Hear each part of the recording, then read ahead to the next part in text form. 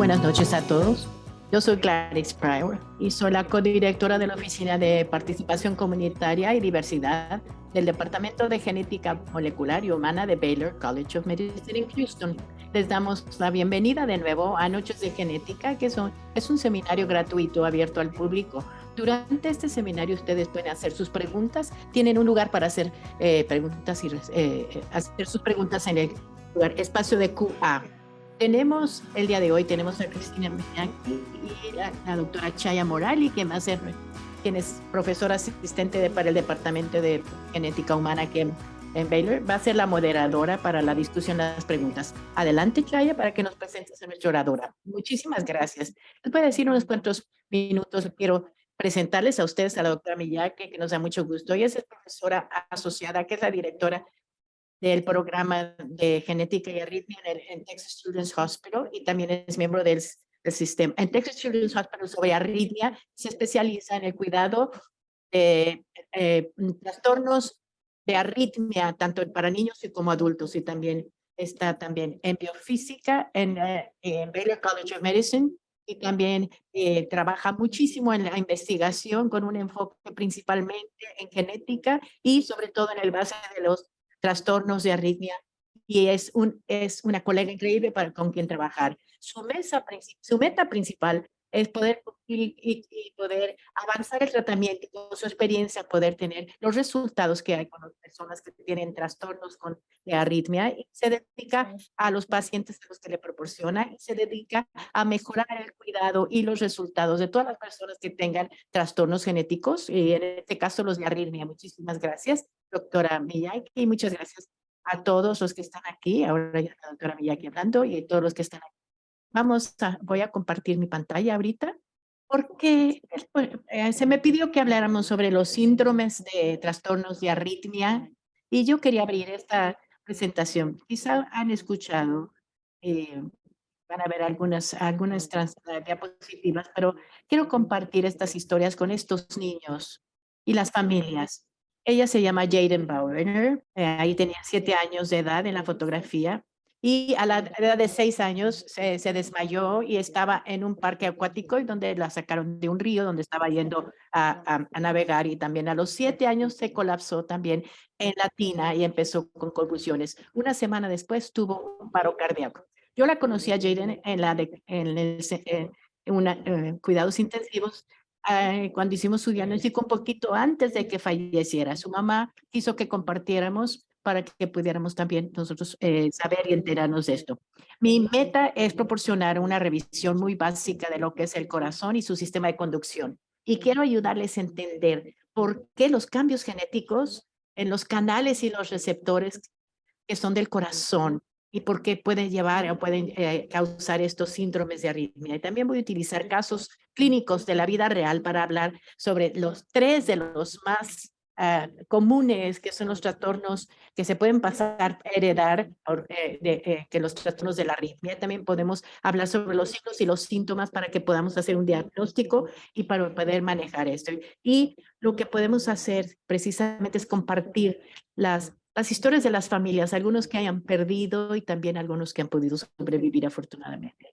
Hay que hacer lo básico. Esto, yo sé que las personas que son médicos, algunos que tenemos padres de familia, voy a tratar de explicarlo de una manera que ojalá todo el mundo pueda entender bien.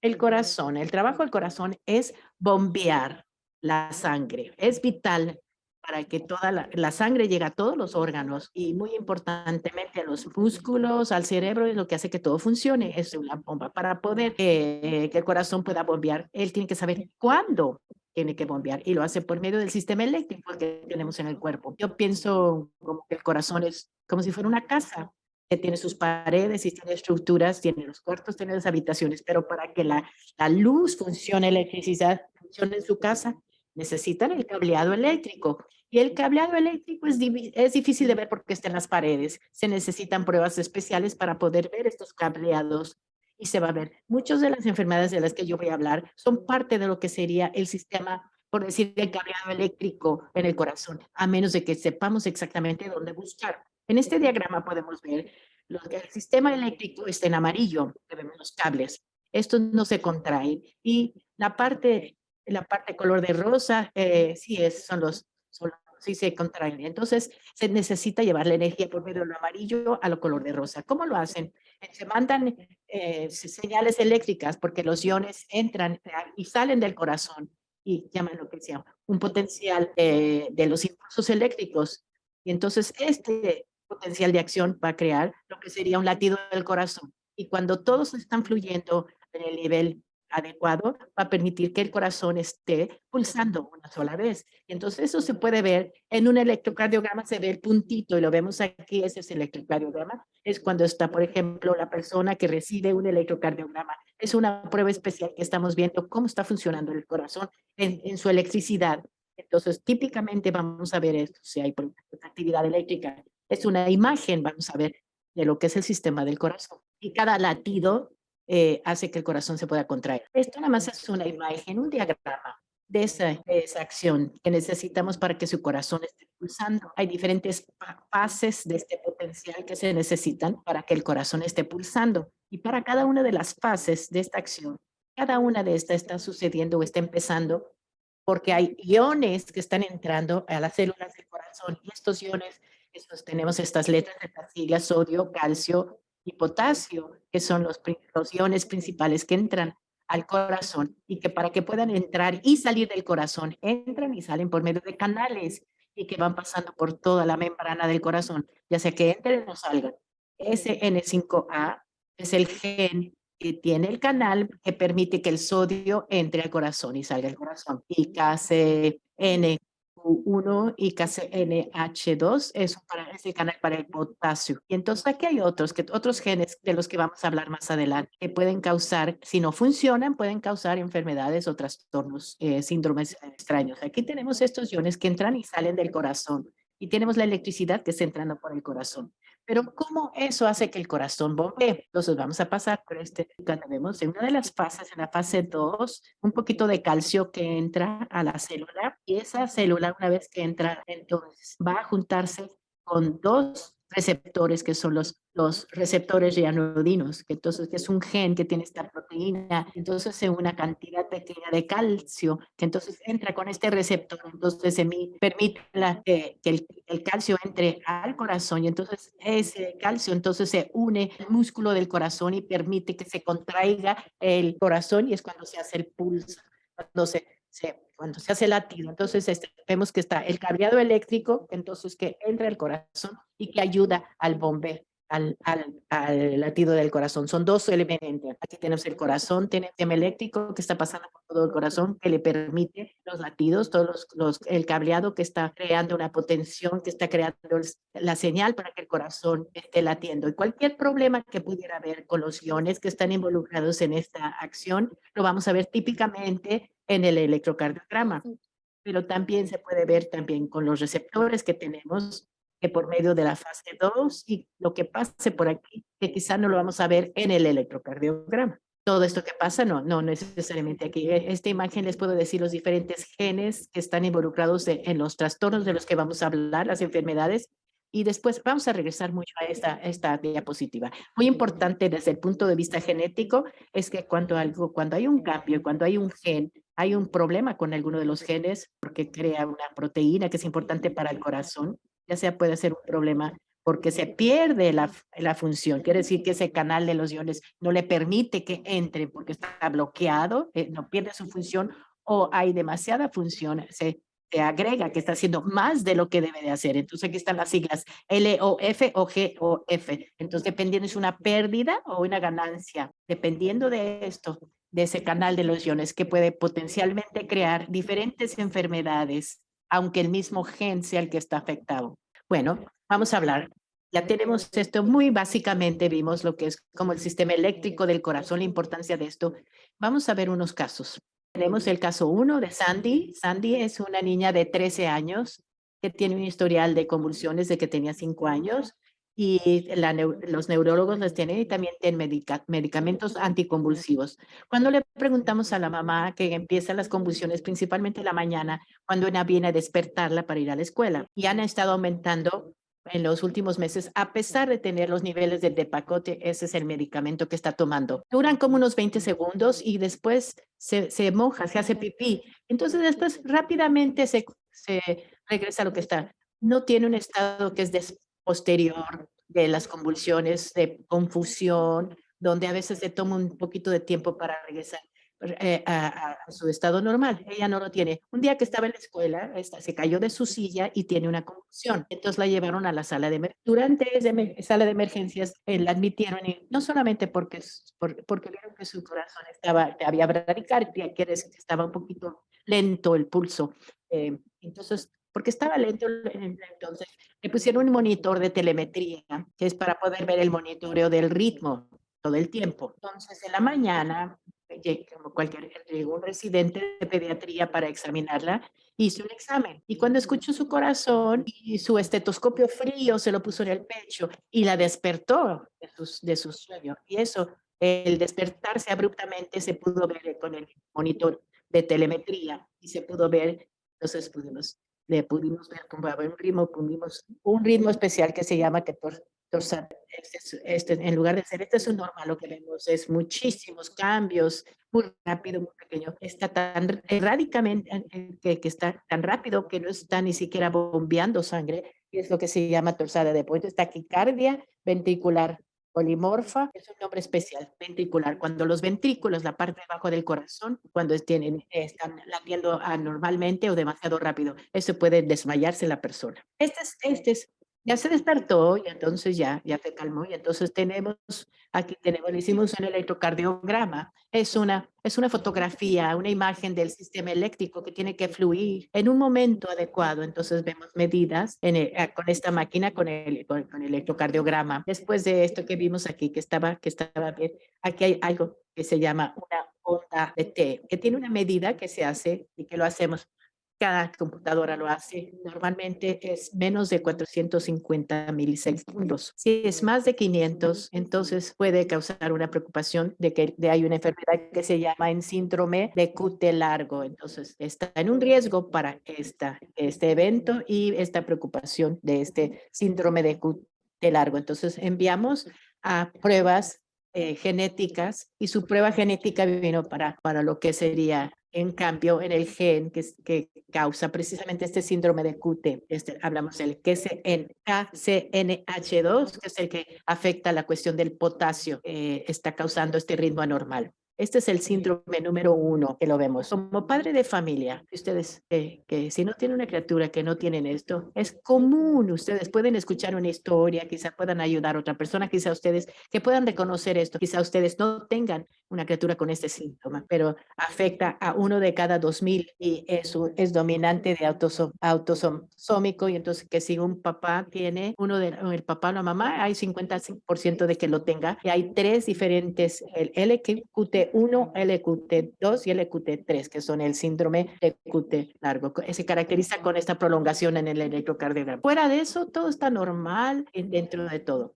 Y entonces, tristemente, muchas de las historias que vemos que no tenía ningún otro síntoma y que de repente se desmaya jugando básquetbol o fútbol, o a veces o haciendo el ejercicio. El síntoma más común es un síncope o un paro cardíaco. Entonces, el ritmo, como dijimos en torsada de Points que vimos, y el desencadenador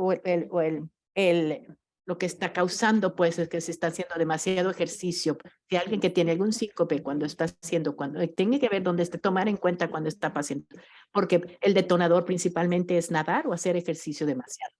En el tipo 2, aquí otra vez estamos, el miedo, las emociones, algo que lo sobresalta, por ejemplo, en las horas de la mañana. Recuerden que Sandy, cada que la levantaba en la mañana, en la mamá, es cuando tenía convulsión. Entonces, cuando el residente se lo puso el estetoscopio porque estaba muy frío, y entonces se despertó y se sobresaltó, y es cuando tuvo eso. El miedo, la ansiedad también puede causar. Estaba en la escuela y tenía nervios sobre una prueba, quizá eso también entró, también Por ejemplo, si hay unas mujeres embarazadas, puede tener problemas también. El tipo 3 del síndrome del QT largo puede ser, por ejemplo, cuando están dormidos, pero es muy poco común. Es el menos común de estos tres síndromes. Aquí está de nuevo nuestro diagrama del que hablamos, el sistema eléctrico, y les enseñamos esto. Y en estos dos genes, estos tres genes que vemos, y en el potencial. Entonces, por eso lo vemos el cambio cuando se ve en el electrocardiograma, el cambio precisamente ahí puede ser causado por una pérdida de la función o también una ganancia de la función, una mutación a positiva. Ahora vamos a ver el mecanismo un poquito. ¿Por qué estos niños que tienen todo perfectamente bien, que tienen salud, de repente se colapsan, se desmayan o fallecen?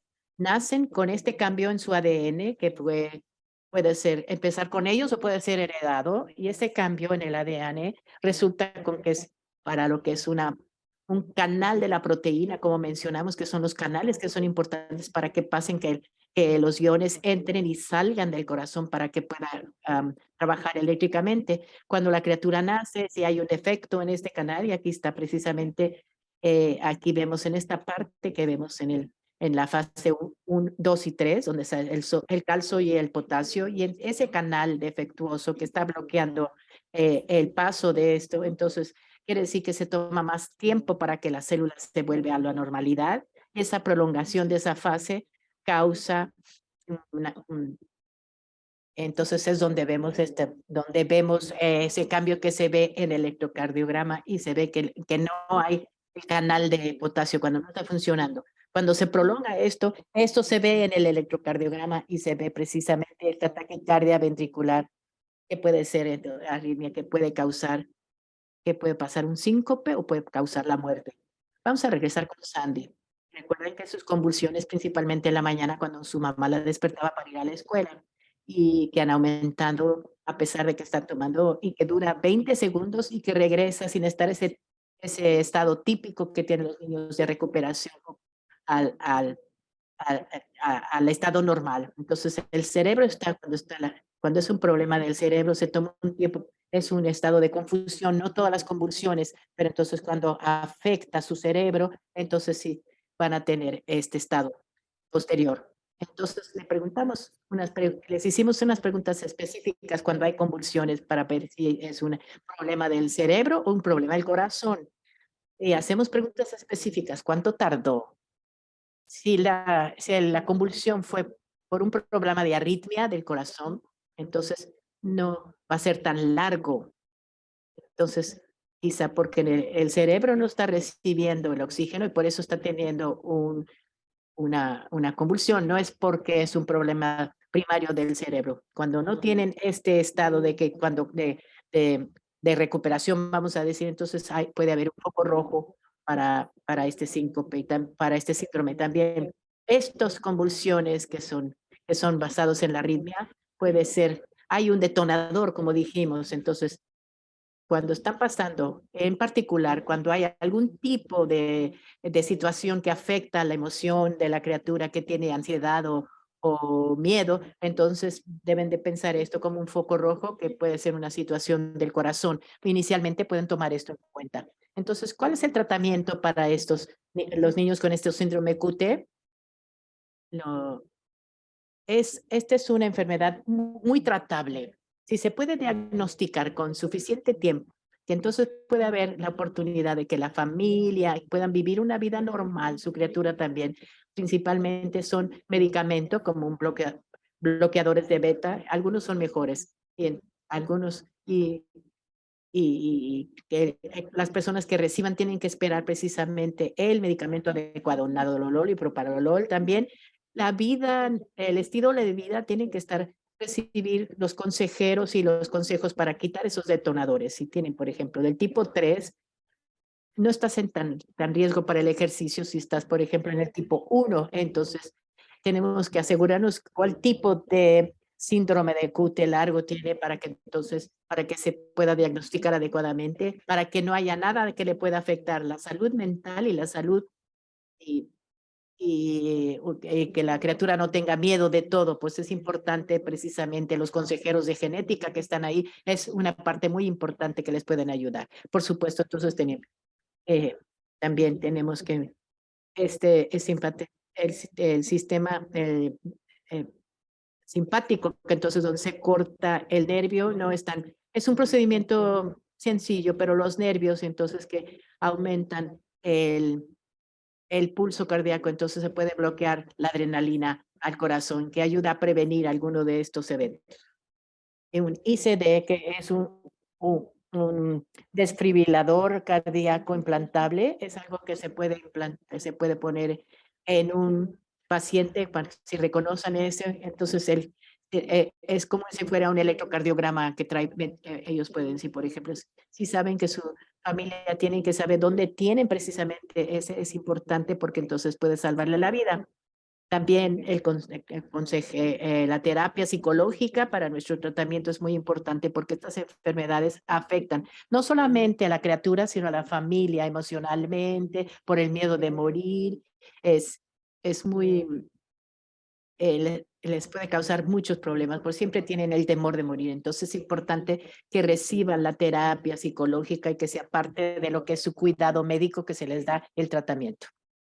Bueno, vamos a regresar al árbol genealógico de Sandy. ¿Y por qué es tan importante la genética para reconocer si que podamos ayudar a los demás para tratar estas familias? Sandy la diagnosticamos con un síndrome que tiene un variante patogénico del que KCNH2. Su mamá también dijo que ella también tenía, que lo tuvo, un desfibrilador implantable, no sabe por qué lo tenía, pero lo tuvo por varios años. Cuando entró en la emergencia estaba desmayándose y le pusieron eso. Entonces, ya por fin supo. Ella pensó que por un pulso rápido, un latido rápido, que ella también tiene este mismo síndrome, y debido a esto pudimos diagnosticar a otros dos hermanitos, hijos de su mamá. Lo que es importante aquí es saber que si tienes un miembro de la familia que ya tiene el diagnóstico, referir a esos niños, asegurarnos de que los otros miembros de la familia también se identifiquen, porque quizá podamos identificar a Sandy más pronto. Esa es parte de nuestra clínica, asegurarnos de que podemos identificar esto antes de que sea demasiado tarde. El caso 2 es TB. TB es un niño de 10 años que llegó a la clínica con su pediatra porque tenía bradicardia, precisamente su pulso era muy, muy lento, no tiene síntomas para nada y resulta que su abuelito murió en su sueño a los 40 años y su padre murió en un accidente hace varios años. Esta es una diapositiva que me hizo una plática el día de hoy y me dio que cuando está tomando la historia de una familia, la historia familiar, no solamente somos médicos, somos como detectives, como Sherlock Holmes ahí, y como consejeros genéticos, vemos toda la familia, el árbol genealógico, el pedigrí, por decir, estamos juntando todo el rompecabezas para asegurarnos de que no nos falte nada que pudiera ser peligroso para algo. Vamos a buscar focos rojos, donde los miembros de la familia que murieron en edad temprana, si fue un síncope o si fue que no tenían estos, que un paro cardíaco, que estaban haciendo ejercicio o estaban durmiendo o estaban después de una emoción fuerte, ejercicio demasiado, nadando, también. Ellos eran, por ejemplo, el chofer, y que no había ninguna causa para un accidente, por ejemplo. Con eso, entonces, la familia de Pidi, su papá murió a los 26 años de un accidente de carro. Su abuelo a los 54 murió en su sueño. Cuando hicimos el trabajo detective, le preguntamos a la familia sobre ese accidente que resulta era el único, era un solo vehículo. No hubo ni explicación para el accidente. Se paró su carro, él paró su carro en la intersección después de que había comido un alimento muy, muy grande y, y en la escena había estos desfibriladores. Entonces, para poder ser detectives, yo le hablé a la mamá en la clínica y me dieron la historia. También resulta que el papá también de Tibi, que había tenido esto, que a los 21 años y que también tenía fiebre, se sentía muy mal, fue a las emergencias y resultó que le tuvieron que poner, que hacer, desfibrilar su corazón y le dijeron que tenía que revisarse el corazón, pero nunca lo hizo a los 21 años. De nuevo, le preguntamos al abuelo, lo del abuelo que tuvo dos síncopes o varios síncopes antes y que tenía un lugar, que le hicieron una imagen que resulta con que tenía en su mente. Y se murió un día, llegó a su casa, se reclinó y lo encontraron a la edad de 54 años, muerto en el sueño, muerte súbita. Entonces con eso ya estamos viendo a la criatura, estamos viendo el electrocardiograma, su ritmo cardíaco es anormal. No hay ningún ritmo para la parte de arriba y esto es anormal realmente. La estructura de su corazón es normal, su ecocardiograma es normal y entonces decidimos que estuviera en la noche. Ese es su pulso cardíaco.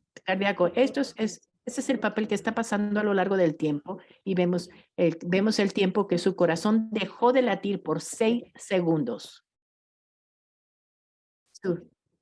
Era 11 latidos por minuto. Lo normal es 60 o 100. Entonces, le tuvimos que hacer una prueba genética y encontramos dos genes que estaban ahí, SCN5A, y entonces eso es lo que está causando algún tipo de enfermedad y no había significativo. Entonces, a veces es difícil en la clínica de genética cuando hacemos estos consejeros de genética que nos ayudan y que se pueden hacer las pruebas a quienes quieren acudir, porque les pueden hacer, porque a veces puede causar mucho, por ejemplo, mucho en la población del tiempo que cuando sí hizo este reporte tenía el mismo gen, así la pregunta, ¿es lo que le está causando un problema o no? Entonces, aquí está la literatura muestra, identificó, hay publicaciones con ese gen que no había certeza y nos convencimos de que era real, con dos cambios genéticos que eran reales. Entonces pudimos diagnosticar, pudimos que tenía, TB tenía el síndrome que llamamos el síndrome Brugada, que se llama, que causa este SCN5A, que es importante para el canal de sodio. Fue primeramente descrito en 1992. La prevalencia es 1 de 5 cada 10,000. Es menos. En Asia es mayor, en Europa y genera, desgraciadamente, en el 25% nada más se hacen pruebas genéticas y qué bueno que pudimos encontrar en TB. Y más bien es una enfermedad para adultos, pero puede afectar hasta los bebitos de 2 días de nacidos, pero normalmente son 45, 30, 40 años de edad. Es durante cuando están durmiendo, pueden morir durante el sueño, tienen eventos que tienen fiebre y después de tomar ciertas drogas, la marihuana es una, o un alimento, una comida muy grande. Y principalmente afecta a los hombres y 80% son los que son afectados. Los focos rojos para el síndrome de Brugada son convulsiones febriles, es común en los niños, pero si persiste, si tienen que se desmayen o paro durante la fiebre, si tienen, por ejemplo, al usar Benadryl, los detonadores pueden ser marihuana, alimentos muy grandes, comidas muy grandes, una medicina que es para la alergia se llama Alegra, el alcohol, y pueden encontrar todos estos en brugadadrugs.org. Y el síntoma más común es morir durante el sueño. Se hace el diagnóstico que es cuando se ve un patrón en particular en el electrocardiograma. Es importante que cuando se te están evaluando para esto, que es un médico, este cambio no se ve todo el tiempo. Puede tener uno normal porque va y viene. Es importante, no puedes tener solamente un resultado y después decir que no hay nada. Tienen que estar tomando. Los cambios se pueden por la fiebre o el tomar ciertos medicamentos o drogas. Entonces, les pedimos a los padres que se tomen varios repetidos. Este es un ejemplo de mi paciente. No hubo cambios, ninguno. No podemos decir que tenía Brugada, pero 3 meses después, aquí están, ahí están el diagnóstico. Y entonces, un electrocardiograma normal no quiere decir que no está la enfermedad presente. El tratamiento es controlar la fiebre, entonces evitar todos esos medicamentos que tenemos y tenemos en el página de internet que tenemos Benadryl y Alegra y también hay un procedimiento que se llama ablación que estamos esperando. Hay tratamientos, se está haciendo un ensayo clínico y pueden vivir una vida normal si lo tienen. Aquí está para TB porque pudimos identificarlo, entonces le pudimos ponerle este desfibrilador implantable y cuando entró aquí lo que sería un evento donde tuvimos que llamar y resucitarlo y vinieron la ayuda y porque sabíamos cuál era su diagnóstico y porque sabíamos lo que estaba pasando, porque nunca lo habíamos visto esto en TV, este muchachito, lo pudimos identificar la causa, porque entonces preguntamos el anestesiólogo cuál era su temperatura, tenía fiebre, había subido la temperatura y eso fue lo que detonó esta situación y pudimos entonces ver y pudimos precisamente solucionar esto. Vamos a regresar. Ahora, si son genéticos, de nuevo es el árbol genealógico. Se identificó que había 2 genes en su prueba genética, entonces queríamos saber, como detectives, vamos a ver, vamos a tratar de entender si tiene 2 diferentes variantes, 2 cambios de genes o es 2 diferentes en el mismo que está pasando. Es un poquito más allá. Si son padres de familia, para ser geneticista, ellos le entiendan muy bien porque entonces les da mucho más eficaz clínicamente si están los mismos cambios o si no es 2 cambios. Entonces hicimos una prueba para la mamá. Después les hicimos una prueba a los otros hermanitos, si había el otro, quiere decir que el papá también tendría. Uno lo tenía, el otro no lo tenía, el hermanito de 8 años y la hermanita de 4 años. Y después le hicimos la prueba a la hermana, a la tía paterna, vimos que sí lo tenía, que entonces debido a esto, que el papá sí lo tenía este gen, y había tenido este gen, y entonces porque estaba en el riesgo, porque vimos 2 genes, entonces hicimos también la abuela materna, era negativa, después pudimos diagnosticar que el abuelo fue la razón, pudo haber sido la causa por la cual murió en su sueño. Entonces ahora vamos este es el síndrome Brugada, entonces vamos al último síndrome que es el caso 3. Este es el taquicardia ventricular, se llama CTBT, que le llaman CPTBP, pero es taquicardia ventricular polimórfica catecolaminérgica. Entonces, la prevalencia es 1 de cada 20 mil. Si hay 50% de probabilidad de que lo tengan si alguien lo tiene. Es el más maligno, más peligroso de todos los trastornos de los que hemos hablado, porque la muerte súbita puede ser 50% para la edad de los 30 años. Predominantemente se causa por mutaciones en los receptores, como les dije, y entonces, y también tenemos otras formas que tenemos. Entonces vamos a pasar en el diagrama otra vez. Hablamos sobre los otros genes y hablamos sobre, aquí está, este síndrome está causado por este receptor de ranitidina, no es este potencial. Entonces, si tienes un electrocardiograma, no vas a ver los cambios ahí. Es importante que se tiene que hacer. No nos va a dar indicio de esta enfermedad. Es importante.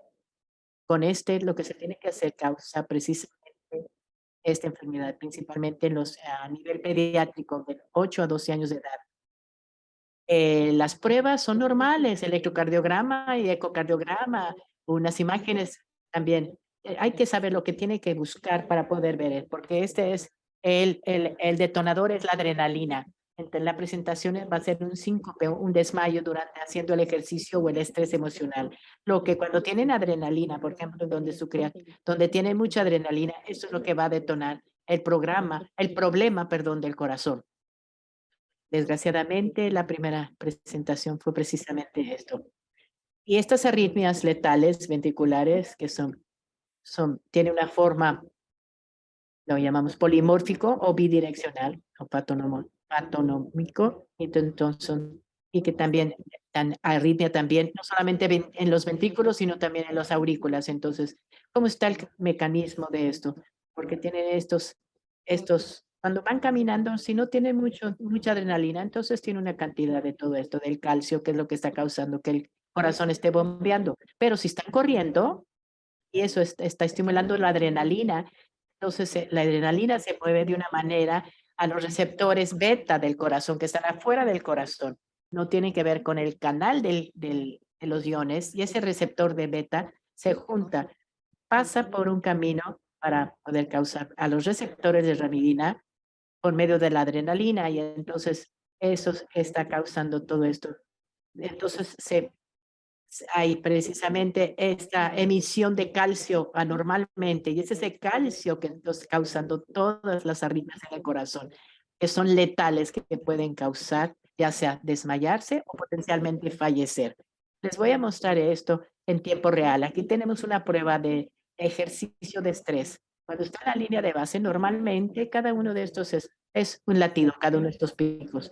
Cuando esta persona está en la pista estacionaria, está de pie y primero va a empezar a caminar y estaba aumentando a 80. Los picos son normales. Conforme va caminando más rapidito, entonces ya es un poquito, se está subiendo el latido y entonces le vamos a decir que empiece a correr, entonces ya vemos, encontramos, entonces si hay estos cambios, no son parejitos lo que están, y entonces es el ritmo anormal que está causando, porque el calcio y la adrenalina están causando. Y conforme va subiendo, ustedes estamos viendo más y más de estas situaciones anormales. Cada tercer latido hay uno y conforme vamos pasando, entonces cuando está corriendo, la taquicardia ventricular bidireccional y es precisamente de esto está la adrenalina. Le estamos pidiendo que que deje de correr y entonces ahora ya se va la adrenalina y ya se regresó a la normalidad. Si solamente estamos viendo la línea de base, no, tenemos que hacer que el paciente pueda tener una liberación de adrenalina para que se pueda dar el diagnóstico. Vamos a hablar sobre Donald, son niños de la vida real. Tiene 12 años, es un niño que tiene historial de convulsiones de los 8 años. Le dieron medicamentos antiepilépticos, pero continúa teniendo convulsiones. Lo vieron en la sala de emergencias después de una lesión en la cabeza cuando estaba jugando afuera. Su mamá reporta que estaba jugando, que se cayó y empezó a tener una convulsión y se pegó fuertemente la cabeza con el concreto. Lo evaluaron en neurología y le dijeron y que sus convulsiones cuando estaba corriendo, pero también a veces cuando estaba jugando en los juegos de videos. Y siempre, según la mamá, es cuando está muy emocionado con los juegos. A veces cuando va corriendo se cae al piso, pero entonces, y empezaba a tener la convulsión, pero a veces cuando estaba acostado no tenía ninguna convulsión.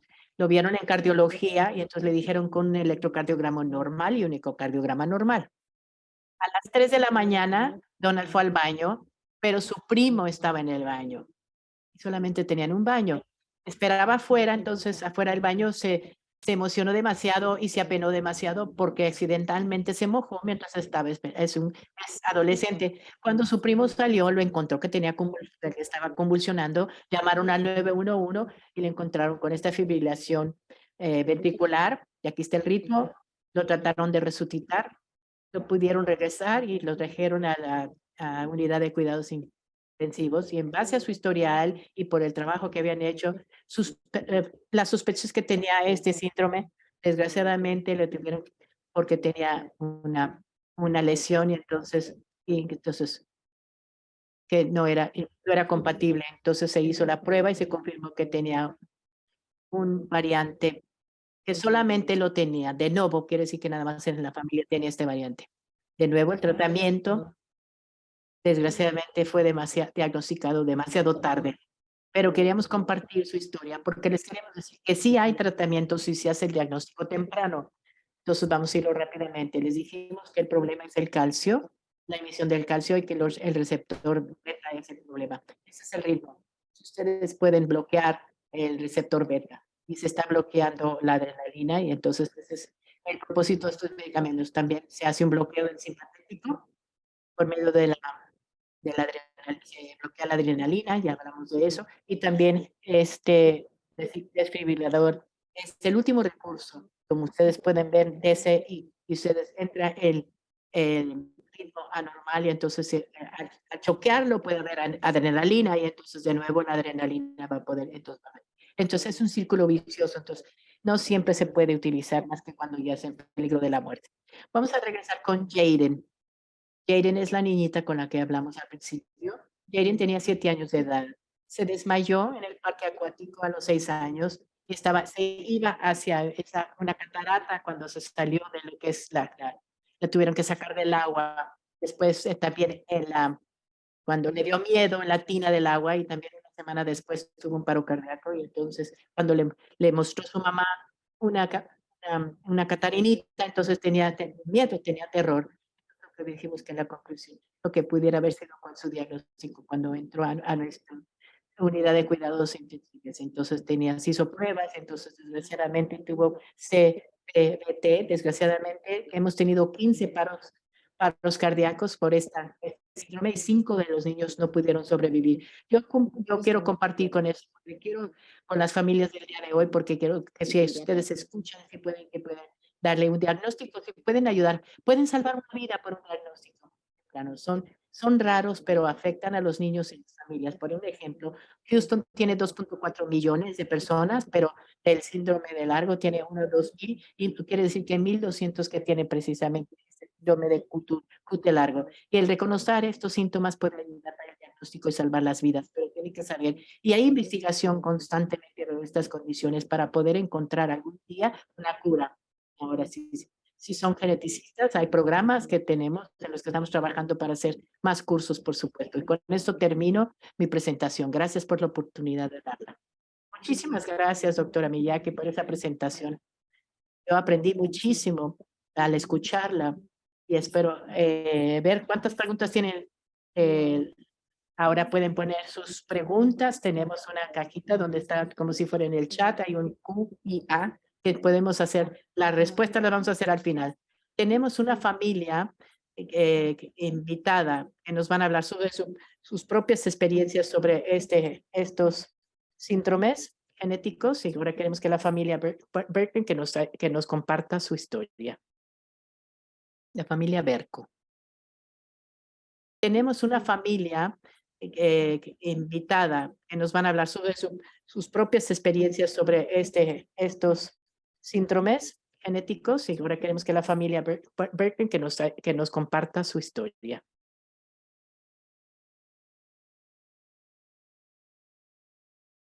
La familia Berco.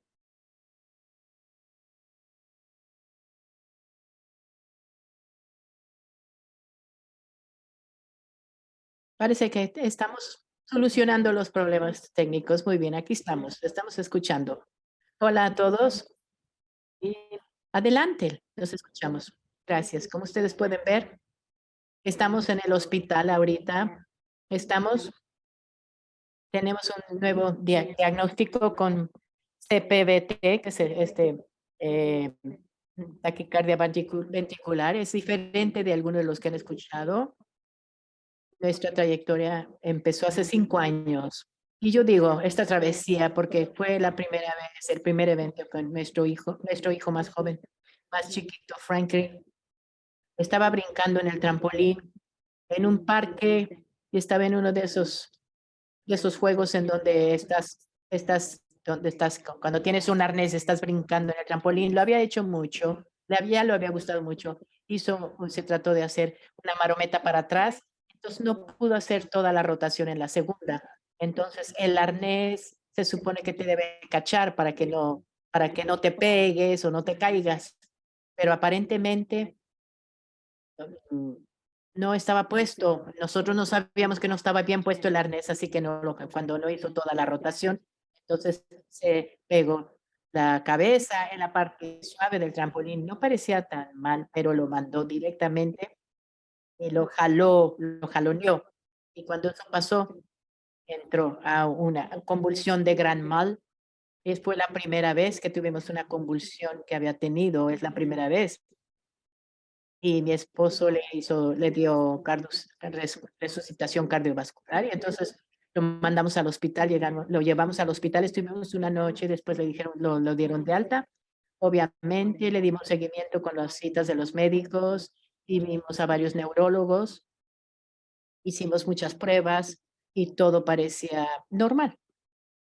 De ese punto, de ese momento, no le dieron medicamento porque estaban pensando que eso podía haber sido epilepsia, pero no pueden diagnosticar la epilepsia a menos de que haya tenido 3 convulsiones que no son provocados, pero podríamos decir que se provocó por el accidente. Un año después, Frankie, yo los llevé a Dave & Buster's y estaba jugando un juego junto con su hermano, que están jugando básquetbol, y cada uno tenía sus propios balones que tenían y su propia canasta. Yo no estaba cerca de ellos, yo estaba del otro lado, enfrente de ellos, y en un momento nuestro hijo mayor, Sammy, vio que su hermano estaba en el piso con convulsiones. Lo describió. Él era chiquito en aquel momento y entonces nos pudo decir cómo sucedió y lo que dejamos que había tenido una convulsión menor por 30 segundos. Después se puso de pie, pero estaba llorando, pero parecía que estaba bien. Lo llevamos al doctor, le dimos seguimiento con los neurólogos y de nuevo se nos dijo que esto se iba a considerar el primero no provocado. No vieron nada mal, ninguna otra. Hicimos otras pruebas y no encontraron nada más. Más o menos 2 meses después de eso, Frankie, mi esposo y yo lo llevamos a Frankie y yo nos vimos a la alberca de los vecinos y hay mucho que pasa. Por ejemplo, resbaladillas y trampolines y esto y lo otro y todo esto, todas las diferentes actividades. Cuando llegamos ahí, Frankie le había pedido a mi esposo, ¿me puedo subir al trampolín alto? Y mi esposo dijo, no, mejor no, esta vez no. El trampolín es algo que siempre le tenía miedo y él tenía conquistar. Había muchos veranos que quería, a veces se brincaba y otras veces no. Y no le tenía miedo. En este escenario, llegamos y le dijimos que no era una buena idea y le pidió si podía nada más subirse, él y su hermano y su amigo, que podía haber que sí podían unirse y podían subirse una fila. Entonces, lo último, en 15 segundos, estamos poniendo esta toallas porque escuchamos a alguien, ¿qué le pasa a esa criatura? ¿Qué le pasa a ese niño? Entonces volteamos y resulta que dicho y hecho, está en la parte de arriba del trampolín. Había subido a la orilla, estaba tratando de causar una buena impresión a sus amigos. Y como todos los chavalos que quieren presumir, entonces era muy niño, muy bueno, pero todos cometemos errores. Él decidió desobedecer cuando llegó, cuando subimos. eh, Suponemos de que le dio mucho miedo, que trató de bajarse, entonces, y porque la razón por la que gritamos no sabían si estaba bromeando, si se había acostado, porque estaba tirado cuando que estaba teniendo una convulsión a 10 pies de arriba, porque estábamos corriendo, estamos unos pasos de ahí y desgraciadamente no pudimos llegar a él con tiempo para poderlo cachar, pero mi esposo lo pudo jalar el pie al irse cayendo. Él se pegó en la cabeza en cemento después de una caída de 10 pies. Mira, milagrosamente su cerebro su cráneo estaba intacto, no hubo sangre y sí se despertó después de la convulsión, estaba llorando. De camino al hospital yo les cuento que siempre tienen que mantenerlo despierto. Entonces se me empecé a hacer se me iban las ideas, entonces le dije las tablas de multiplicar, porque le dijiste, pues bueno, a alguien pero lo pudimos mantener despierto. Estaba diciendo correctamente todas sus tablas de multiplicar. Lo llamaron el niño milagroso, el niño milagro en Texas Children's Hospital, ¿no? Y casi se recuperó completamente, tuvo una fractura en el cráneo y en este punto todavía, cuando llegó al hospital después del accidente, sí lo diagnosticaron entonces con epilepsia y le dieron un medicamento anticonvulsivo cuando estábamos en el hospital alguien vino y de cardiología le quisieron tomar, hicieron un electrocardiograma y su pulso, entonces porque este enfermero le llamó la atención como qué tan bajo y qué tan lentamente y tan callado estaba su pulso cardíaco y después también su presión estaba demasiado baja. Y yo le dije, bueno, eso no me preocupa, esa es nuestra familia. Mire, pensó que estaba yo bromeando, tómale la mía y se dio cuenta la presión era muy baja, también la mía, quizás sea un síntoma de algo que podemos pedir más adelante. Entonces se le mandaron el electrocardiograma y salió normal.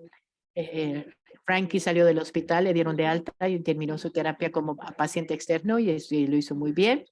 Desgraciadamente,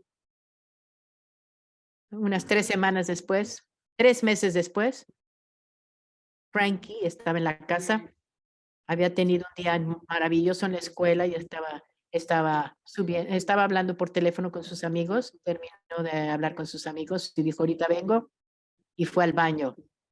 Iba a ir al baño a orinar y entonces le dijimos que sí, que siempre describía como si tenía un aura antes de que llegara la convulsión, que tenía que llamara, que gritara o se sentara, que hiciera algo para protegerse y hablarle a los demás. Lo escuchamos diciendo, me va, me va a llegar un ataque y todo el mundo. Y entonces lo escuchamos que se cayó. Rápido subimos, corrimos las escaleras de nuevo. Mi papá, por tercera vez, fue el primer después de emergencia ahí, le hizo resucitación CPR y entonces también los servicios de emergencia vinieron y también trabajaron con él y lo trajeron al hospital, trabajaron con él, pero nunca lo pudieron resucitar.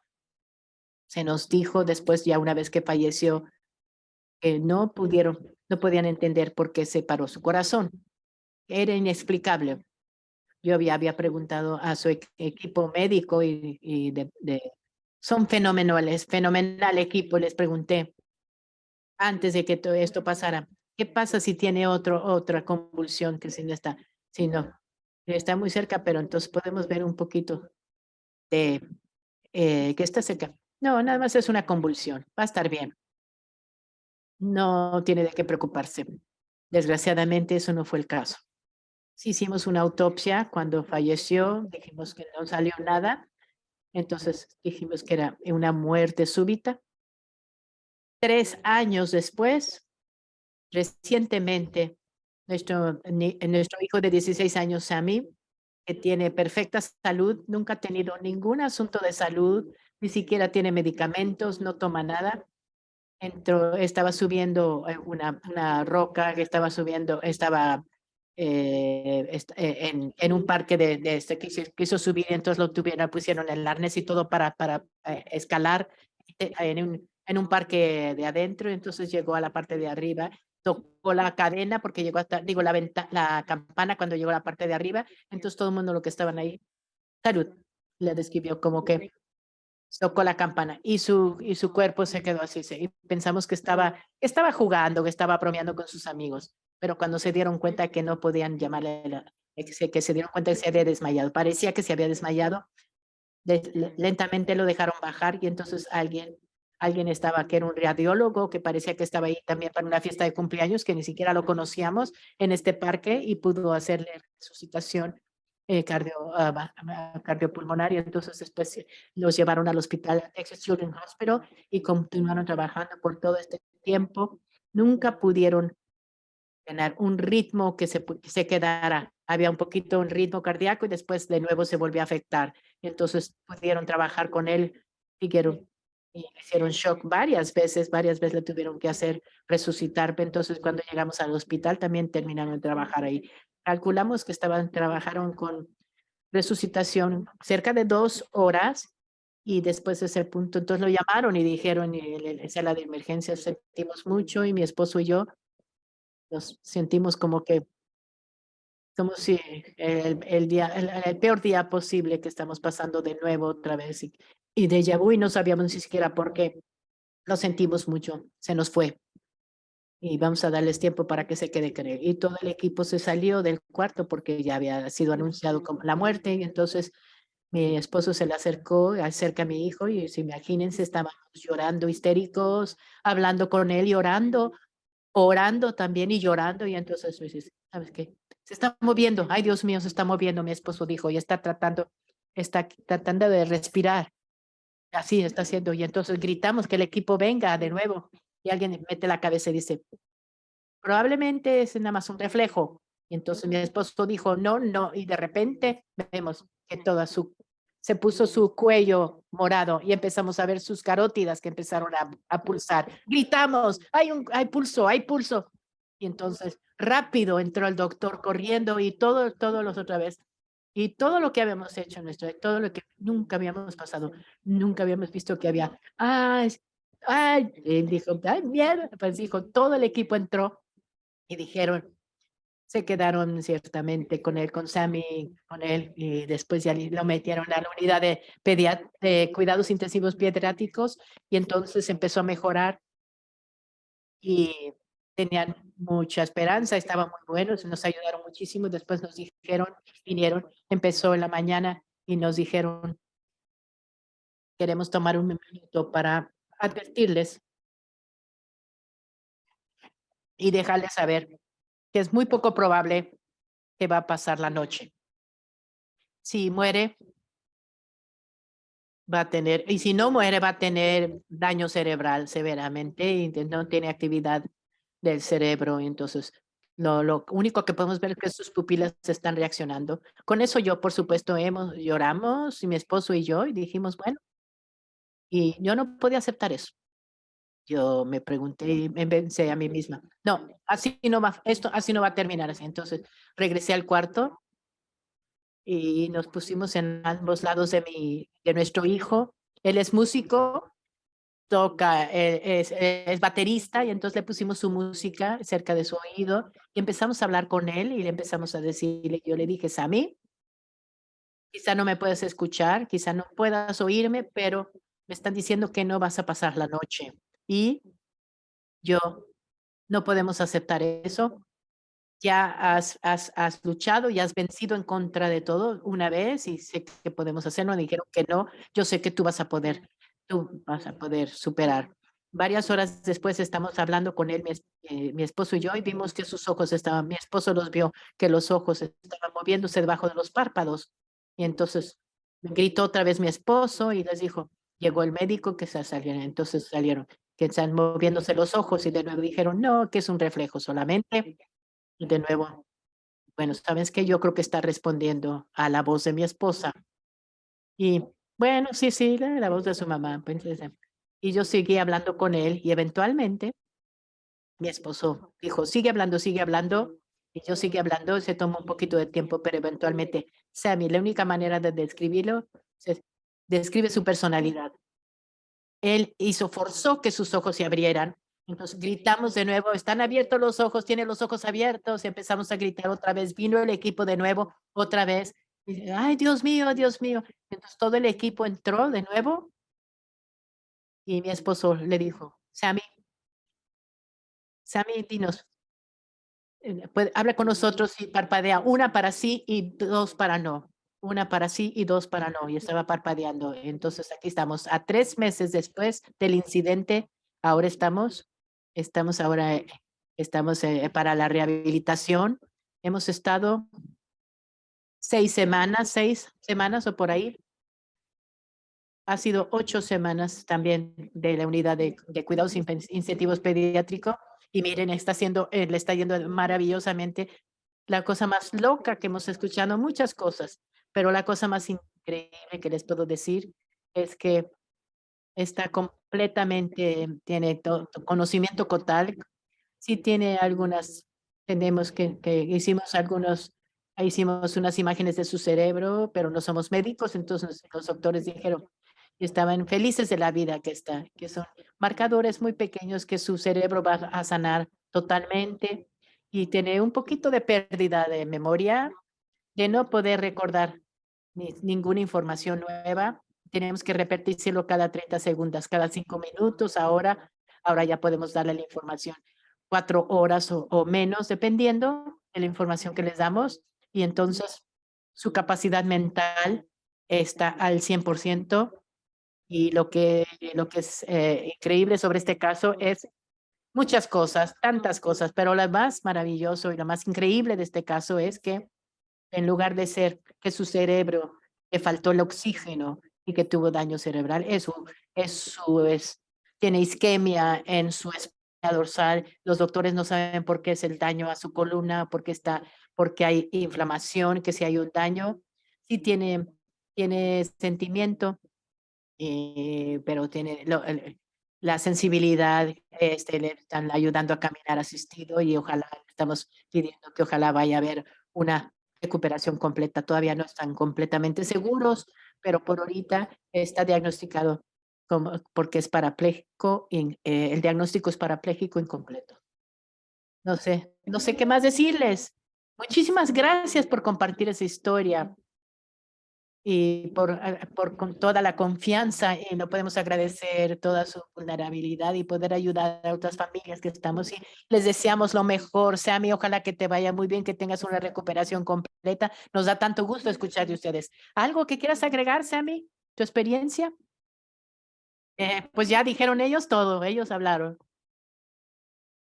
siempre está en Adolol y está con otros.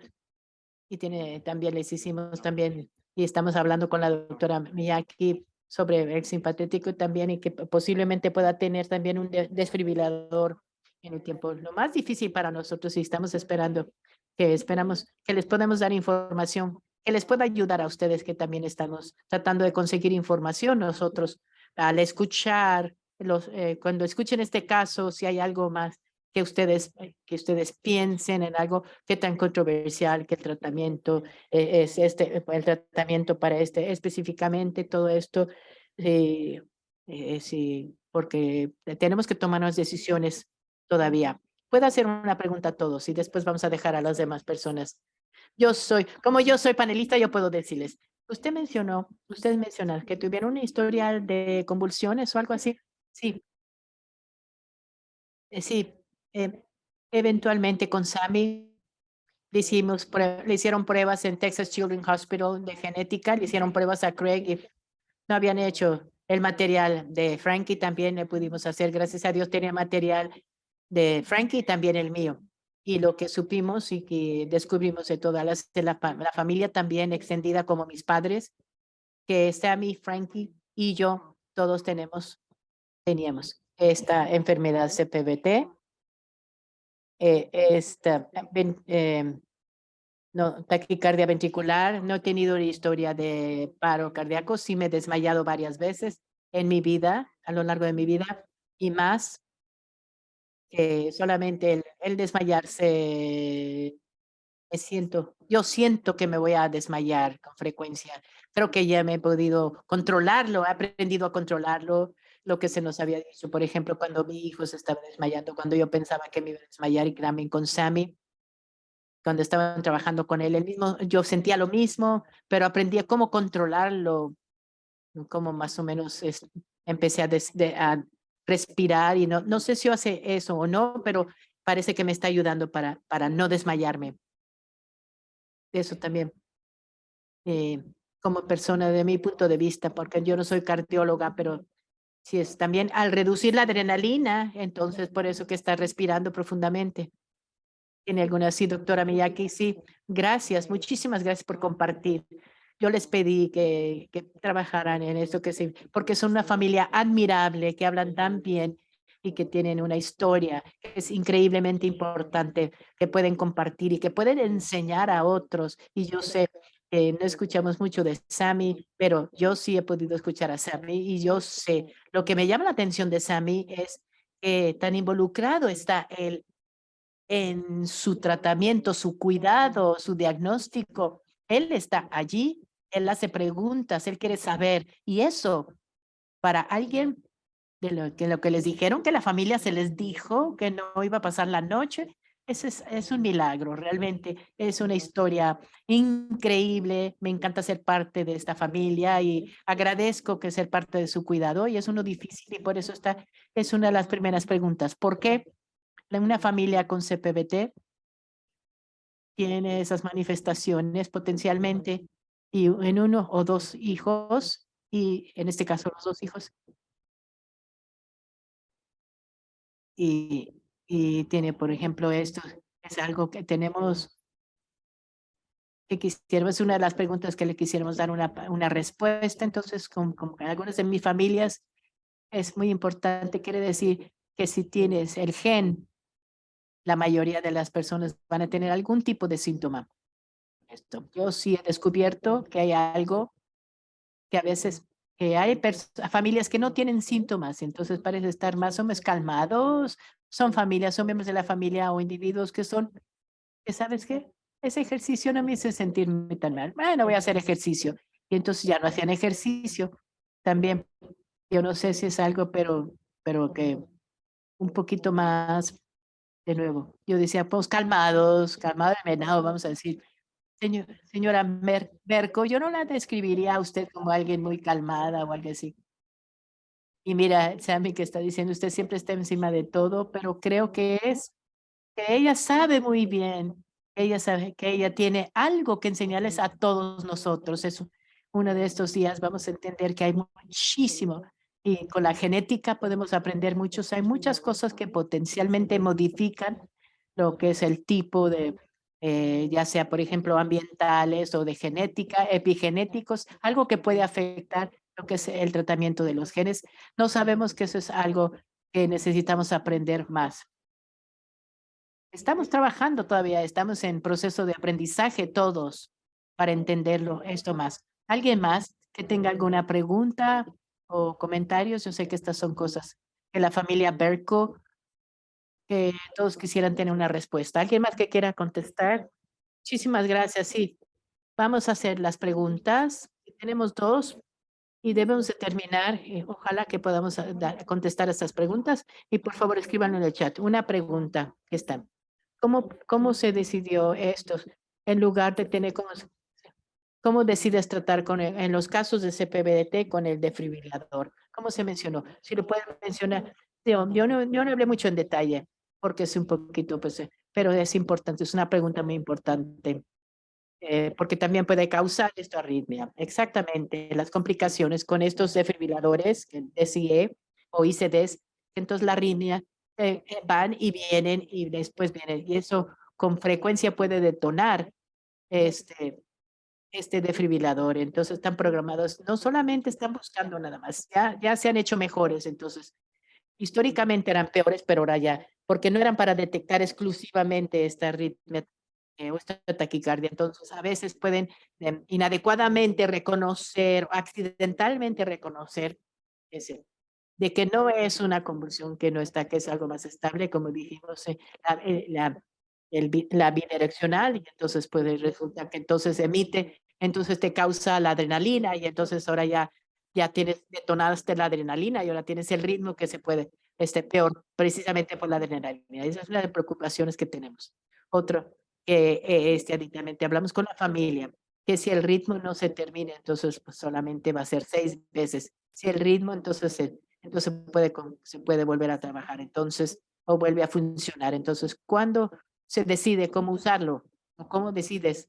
Un ejemplo es con la familia Berco, su decisión para algunas personas es algo, les da consuelo para tener algo como también como repuesto se debe de tomar en consideración, que tiene que algo que les apoya. Si tiene un entendimiento del que es el ritmo, lo puedes programar, ese aparatito, pues, de una manera que les pueda, que sea más adecuado para esta enfermedad o este síndrome en particular, puedes considerar para qué enfermedades estás programando. Entonces, es una opción. Pienso que es una opción. En general, típicamente decimos que los ICDs para aquellos pacientes cuando no están cumpliendo. Si, por ejemplo, es alguien que no está tomando su medicamento para nada, entonces están en un alto riesgo y que quizá necesitan tener esto, que les implanten esto para salvarles la vida y no tener nada que los proteja. Para mí, y esto quizá va a ser diferente para cada persona, particularmente aquellos pacientes que no están en cumplimiento, que no toman sus medicinas, etcétera.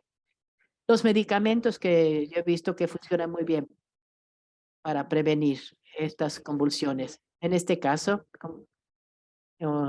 Jennifer, yo sé que ustedes pueden comentar, pero el tener algo que les pueda asegurar, aunque haya complicaciones tentativas, pero eso puede ser una opción. Yo tenía un patrón que yo quería decir, ¿por qué? Les voy a decir por qué vamos a tener, porque perdimos a nuestro primer hijo y en verdad saber si funciona cuando funcione, cuando nos hicieron la medicina. Entonces, desgraciadamente con esta enfermedad también es la misma pregunta. ¿Está funcionando la medicina? ¿Es suficiente o no? La respuesta, vamos a descubrirlo. Entonces, para nosotros, ya descubrimos una vez, así que no queremos descubrirlo de nuevo, que quizá para nosotros tengamos algo que podemos entender el riesgo y tenemos que el bloqueador de la beta y también el bloqueador de calcio y también todo esto que puedan trabajar, la simpaectomía también, para que entonces sí tiene un convulsión y que tenga una respuesta adecuada para ese shock. Entonces, es un riesgo. Todavía no hemos decidido totalmente, pero estamos más hacia el medicamento. Sammy también ha pensado al respecto cuando hablamos, sobre este desfibrilador. ¿Cuál era tu respuesta? Que yo me gustaría, le preocupaba, le preocupaba sobre el dolor.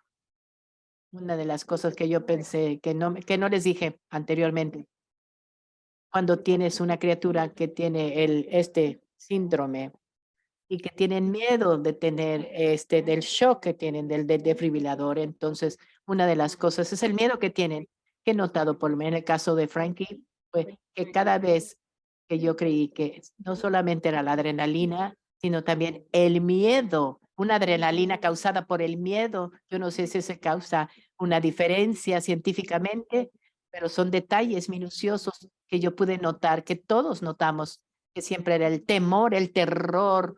Entonces, cuando vimos, cuando Sammy, él vio, no le encantan las alturas, pero él les puede manejar. Cuando llegó a la parte, cuando escaló en ese parque, entonces que tuvo la adrenalina que estaba causada por el terror, por el miedo, y después la palpitación, que fue lo que causó el paro cardíaco. Yo no puedo hablar por mí misma, yo no sé, pero por mis dos hijos, que es causado la adrenalina causada por el miedo. Yo pienso que es un punto importante, conforme estamos cuidando a las familias, que nosotros como médicos los escuchemos. Aunque nosotros como médicos, que sea este aparato, este aditamento sea implantable, que sea adecuado, pero si es potencial, tenemos que escucharlos. Y esto era muy importante, un punto muy importante para la historia de ellos y muy válido punto. Muy bien. Una pregunta más. Sí, tenemos una pregunta muy interesante, el doctor Belmont, que es geneticista y menciona, si pudiéramos estudiar las pruebas genéticas para ver a los bebés, a los niños, ¿estaría usted a favor doctora Miyake? Sería muy bueno, pero tenerlo, pero entonces tenemos también, tenemos gente lo que pueden hablar. Yo no he visto al doctor Belmont, no solamente geneticista, es un increíble geneticista y una pregunta muy válida. Sí que es las pruebas genéticas para los bebés. Muy difícil. Depende de la enfermedad. Una de las peores cosas que podemos hacer es provocar miedo innecesario. Y el problema, y lo que decimos es que si algunos de nuestros síndromes, por ejemplo, estos receptores o cuando unos de los genes que tenemos en el cuerpo, que tenemos muchos variantes con estos, no, mucho que no conocemos. Entonces, no creo que es tan útil porque solamente necesitamos tomar las decisiones que quizá tener el fenotipo. Entonces, los más difíciles son síndromes diferentes, pero tenía que ser patogénico, quiere decir no puedes dar los resultados a menos de que sean conocidos completamente. Y entonces eso no, hay diferentes historias. Es fácil también cuando son patogénicos, pero el receptor ranitidina es difícil porque hay tantas variantes. Y de hecho ya escribimos un documento sobre los diferentes diferencias. ¿Por qué tan difícil es? Si no tienes una población de una alta sospecha de esto, entonces es difícil, que realmente no es una variante verdadera. Buena pregunta. No sé, doctor Belmont, si tiene usted algún. Desgraciadamente, sí, como es un webinar, no lo podemos porque no está de panelista, pero entonces yo pienso que entonces en algún momento, yo digo, necesitamos hacer mucho más pruebas genéticas conforme vamos teniendo más datos.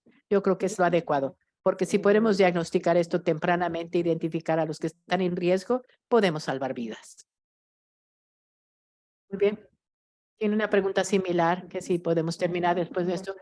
Uno de nuestros consejeros de genética, gracias por su presentación, ha sido muy útil. Si tienes un paciente que tiene más de una variante, ya sea patogénico o no, pero no está asegurando a la familia, no se no quiere, porque no necesariamente tienen arritmia, ¿cómo puede influenciar el tratamiento o el diagnóstico que se da? Es otro reto muy importante de nuestra clínica, porque hay dos maneras de pensarlo en eso. Se puede tener la variante, pero no tener, por ejemplo, la señora Berko la señora Jennifer Berko tiene un ejemplo, tiene el gen, pero no necesariamente no tiene los síntomas tan severos. Se ha tenido algunos, pero puede ser un reto muy importante.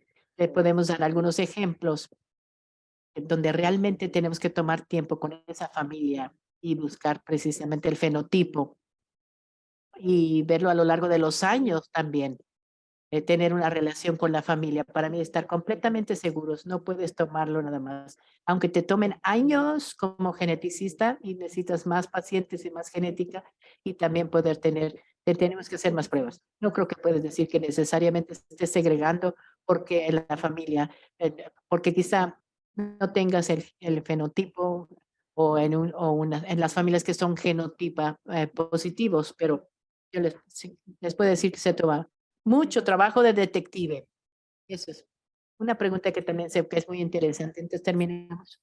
Es también se debe a la pregunta que dice, ¿se hace una prueba post-mortem genética? Se podía hacer esto. Esta prueba se puede para las arritmias heredadas. Se hace rutinariamente. Sí, entonces, son niños que son sanos. Entonces, si hay una muerte inexplicable, entonces es para si tienes una causa genética, entonces si más que un niño de 60, una persona de 60 años. Yo pienso que debe de hacerse una autopsia molecular o prueba genética, cualquier criatura que se muere, que muere en muerte súbita, debe de ser. Precisamente está trabajando con el médico forense. Sí. Ojalá que sí podamos hablar al respecto en nuestra siguiente junta que tengamos. Y otros temas también muy contentos, muy felices. No le quiero hacer perder el tiempo. Quiero cerrar de nuevo a la familia Perco y por su historia tan increíble y también la doctora por su presentación. Y Gladys tiene nada más unas cuantas, poquito de información. Muchas gracias a todos por compartir su historia, sus conocimientos. Definitivamente es algo que podemos también llevarnos y poder diseminar, difundir el mensaje que estas enfermedades y que ojalá podamos hacer mejor en el futuro. Quiero pedirles a todos que llenen la encuesta. Aquí está el código QR. Tenemos en inglés o en español. Aquí estamos por un segundo si lo quieren con su teléfono y entonces pueden escanear el código QR. Esta información también la vamos a mandar por un correo electrónico para todos los que registraron por Eventbrite y pueden tener esos enlaces también listos para poder hacer la encuesta. Solamente se toma unos minutos y nos ayuda muchísimo. Queremos escuchar de ustedes, queríamos recibir su retroalimentación. Es importante que podamos traer presentaciones que son importantes para ustedes y para la comunidad.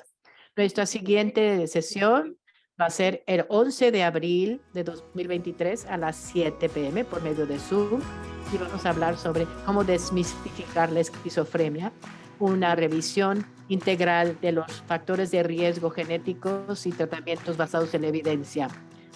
Vamos a tener 2 doctores que van a estar dando sus presentaciones. Nos vamos a enfocar en la esquizofrenia, que es un trastorno psiquiátrico, neuropsiquiátrico que está afectando al 10% de la población. Entonces, esto va a estar ahí precisamente en Eventbrite. Vamos a tener ese correo electrónico y esperamos que puedan también estar con nosotros. Con eso, de nuevo, gracias por su presencia, por estar con nosotros. Queremos traerles información que sea útil para ustedes. Y de nuevo, gracias, doctora Miyake, y también la familia Perco por compartir su historia y su conocimiento. Agradecemos. Y con eso terminamos esta sesión y nos vemos en la siguiente.